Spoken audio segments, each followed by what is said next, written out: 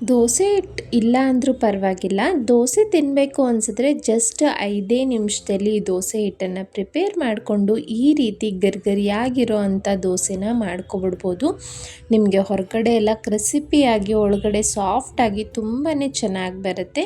ಇದಕ್ಕೆ ಕಾಂಬಿನೇಷನ್ ಆಗಿರೋ ಅಂಥ ಒಂದು ಸಿಂಪಲ್ ರೆಸಿಪಿ ಸಹ ತೋರಿಸ್ತೀನಿ ಇವತ್ತು. ಬನ್ನಿ ಶುರು ಮಾಡೋಣ ಹೇಗೆ ಮಾಡೋದು ಅಂತ.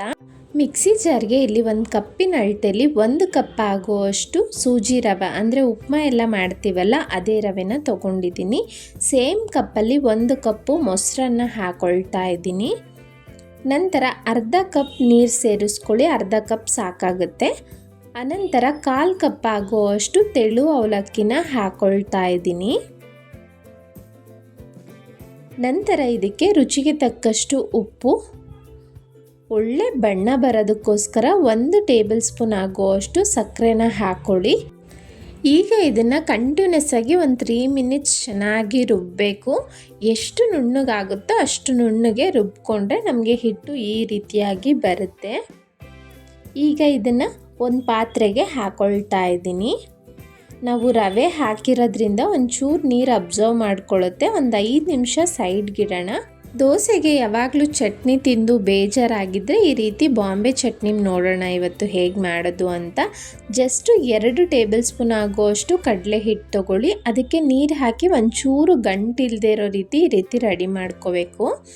ಪ್ಯಾನ್ಗೆ 2 ಟೇಬಲ್ ಸ್ಪೂನ್ ಎಣ್ಣೆ, ಒಂದು ಸ್ವಲ್ಪ ಸಾಸಿವೆ, ಜೀರಿಗೆ ಹಾಗೆ ಉದ್ದಿನಬೇಳೆನ ಹಾಕ್ಕೊಳ್ತಾ ಇದ್ದೀನಿ. 4 ಎಸಳು ಬೆಳ್ಳುಳ್ಳಿನ ಈ ರೀತಿ ಕಟ್ ಮಾಡಿ ಹಾಕಿದ್ದೀನಿ. ಹಾಗೆ 1 ಇಂಚು ಶುಂಠಿನ ಸಣ್ಣದಾಗೆ ಹೆಚ್ಚಿಟ್ಕೊಂಡು ಅದನ್ನು ಸೇರಿಸ್ಕೊಂಡಿದ್ದೀನಿ. ಎಲ್ಲವನ್ನು ಒಂದು ಸ್ವಲ್ಪ ಫ್ರೈ ಮಾಡ್ಕೊಳ್ತಾ ಬರೋಣ.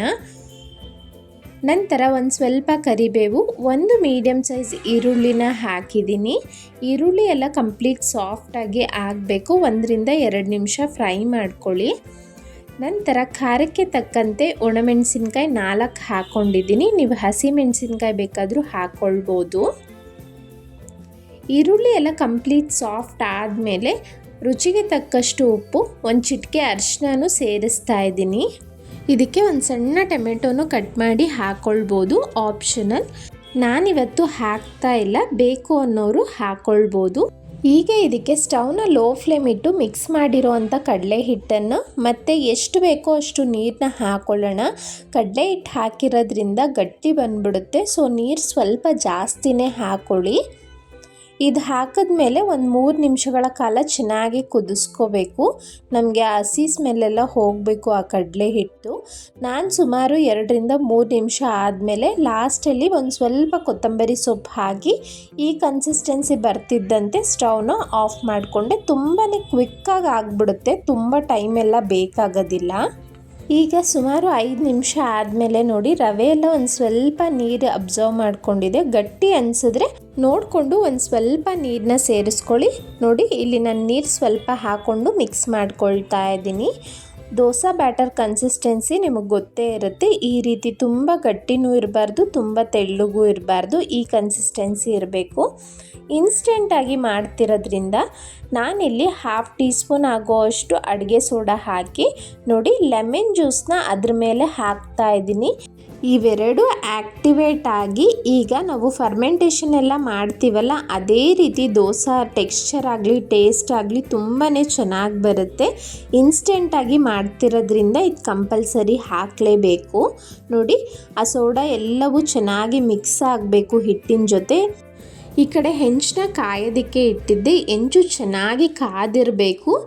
ನೋಡಿ ಒಂದು ಸ್ವಲ್ಪ ನೀರು ಹಾಕ್ಕೊಂಡು ನಾನು ಟಿಶ್ಯೂಯಿಂದ ಕ್ಲೀನ್ ಮಾಡ್ಕೊಳ್ತಾ ಇದ್ದೀನಿ.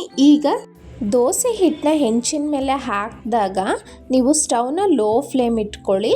ನಂತರ ನಿಮ್ಗೆ ಎಷ್ಟು ಬೇಕೋ ಅಷ್ಟು ಸ್ಪ್ರೆಡ್ ಮಾಡಿಕೊಂಡು ಈಗ ಮೀಡಿಯಮ್ ಫ್ಲೇಮ್ ಇಟ್ಟು ನಾವು ದೋಸೆನ ಬೇಯಿಸ್ಕೋಬೇಕು. ನೋಡಿ ಈಗ ತುಪ್ಪ ಅಥವಾ ಆಯಿಲ್ ನಿಮ್ಗೆ ಯಾವ್ದು ಇಷ್ಟ ಆಗುತ್ತೋ ಅದನ್ನು ಹಾಕ್ಕೊಳ್ಬೋದು. ನಾನಿಲ್ಲಿ ಎಣ್ಣೆ ಸ್ವಲ್ಪ ಜಾಸ್ತಿನೇ ಹಾಕ್ಕೊಳ್ತಾ ಇದ್ದೀನಿ. ನೀವು ತುಪ್ಪ ಇಷ್ಟಪಡೋರು ತುಪ್ಪನೇ ಈ ರೀತಿ ಸ್ವಲ್ಪ ಜಾಸ್ತಿ ಹಾಕ್ಕೊಂಡ್ರೆ ನಿಮಗೆ ಆ ಹೋಟೆಲಲ್ಲಿ ಸಿಗೋ ಅಂಥ ಟೆಕ್ಸ್ಚರ್ ಆಗಲಿ ಟೇಸ್ಟ್ ಆಗಲಿ ಹಾಗೆ ಬರುತ್ತೆ. ದೋಸೆನ ಮೀಡಿಯಮ್ ಫ್ಲೇಮ್ನಲ್ಲೇ ಇವನ್ನಾಗಿ ಸುತ್ತಲೂ ಬೇಯಿಸ್ಕೋಬೇಕು. ಒಂದೇ ಕಡೆ ಬೇಯಿಸ್ತಿರೋದು, ಮೇಲ್ಗಡೆ ಕಂಪ್ಲೀಟ್ ಡ್ರೈ ಆದಮೇಲೆ ನೀವು ಈ ರೀತಿ ಒಂದೇ ಸೈಡ್ ಬೇಯಿಸಿ ತೆಗೆದಿಟ್ಕೋಬೋದು. ನೋಡಿ ಎಷ್ಟು ಚೆನ್ನಾಗಿ ಬಂದಿದೆ ಅಂತ. ಮೇಲೆಲ್ಲ ಗರಿಗರಿಯಾಗಿರುತ್ತೆ, ಹಾಗೆ ಒಳಗಡೆ ಸಾಫ್ಟ್ ಟೆಕ್ಸ್ಚರ್ ಇರುತ್ತೆ, ಹೋಟೆಲ್ ರೀತಿಯೇ.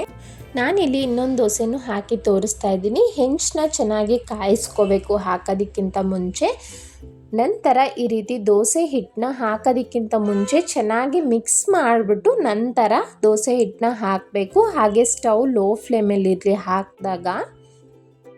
ನಂತರ ಮೀಡಿಯಮ್ ಫ್ಲೇಮ್ ಇಟ್ಟು ಎಣ್ಣೆ ಅಥವಾ ತುಪ್ಪ ಹಾಕ್ಕೊಂಡು ಒಳ್ಳೆ ಗೋಲ್ಡನ್ ಬ್ರೌನ್ ಬರೋವರೆಗೂ ಚೆನ್ನಾಗಿ ಬೇಯಿಸ್ಕೋಬೇಕು. ಈ ದೋಸೆ ಹಿಟ್ಟಲ್ಲಿ ನೀವು ಕ್ರಿಸ್ಪಿ ಆಗಬೇಕಾ ಅಥವಾ ಸಾಫ್ಟ್ ಆಗಬೇಕಾ, ಯಾವ ರೀತಿ ಬೇಕಾದರೂ ಮಾಡ್ಕೋಬೋದು. ನೋಡಿ ಪೇಪರ್ ರೀತಿಲಿ ಬೇಕಾದರೂ ಮಾಡ್ಕೋಬೋದು. ತುಂಬಾ ಚೆನ್ನಾಗಿ ಬಂದಿತ್ತು. ಒಂದು ಸಣ್ಣ ರಿಕ್ವೆಸ್ಟ್, ಯಾರೆಲ್ಲ ಸಬ್ಸ್ಕ್ರೈಬ್ ಮಾಡಿಲ್ಲ ಪ್ಲೀಸ್ ಈಗಲೇ ಹೋಗಿ ಸವಿ ಕಿಚನ್ ಕನ್ನಡಗೆ ಸಬ್ಸ್ಕ್ರೈಬ್ ಮಾಡಿ, ಹಾಗೆ ಬೆಲ್ ಐಕಾನ್ ಕ್ಲಿಕ್ ಮಾಡ್ಕೊಳ್ಳಿ ಎವ್ರಿಡೇ ಅಪ್ಡೇಟ್ಗೆ. ಇವತ್ತಿನ ವಿಡಿಯೋ ನಿಮಗೆಲ್ಲ ಇಷ್ಟ ಆಗಿದ್ರೆ ಪ್ಲೀಸ್ ಲೈಕ್ ಮಾಡಿ, ನಿಮ್ಮ ಫ್ಯಾಮಿಲಿ ಫ್ರೆಂಡ್ಸ್ಗೆ ಶೇರ್ ಮಾಡಿ. ನನ್ನ ಚಾನಲಲ್ಲಿ ಆಲ್ರೆಡಿ ಇನ್ಸ್ಟೆಂಟಾಗಿ ಮಾಡೋ ಅಂಥ ಹಲವಾರು ರೀತಿಯ ದೋಸೆ, ಇಡ್ಲಿ ರೆಸಿಪೀಸ್ ಹಾಗೆ ಲಂಚ್ ಬಾಕ್ಸ್ ರೆಸಿಪೀಸ್ ಎಲ್ಲವೂ ಇದೆ. ಇಂಟ್ರೆಸ್ಟ್ ಇರೋರು ಚೆಕ್ ಮಾಡ್ಬೋದು. ಇವತ್ತು ಮಾಡಿರೋ ಅಂಥ ದೋಸೆ ಹಾಗೂ ಈ ಬಾಂಬೆ ಚಟ್ನಿ ಅಂತೂ ಸೂಪರ್ ಕಾಂಬಿನೇಷನ್, ತುಂಬಾ ಚೆನ್ನಾಗಿ ಬಂದಿತ್ತು. ಟ್ರೈ ಮಾಡಿ ಹೇಗೆ ಬಂತು ಅಂತ ಕಮೆಂಟ್ನಲ್ಲಿ ತಿಳಿಸಿ. ವಿಡಿಯೋ ಹೈಪ್ ಮಾಡೋದನ್ನು ಮರಿಬೇಡಿ. Thank you so much.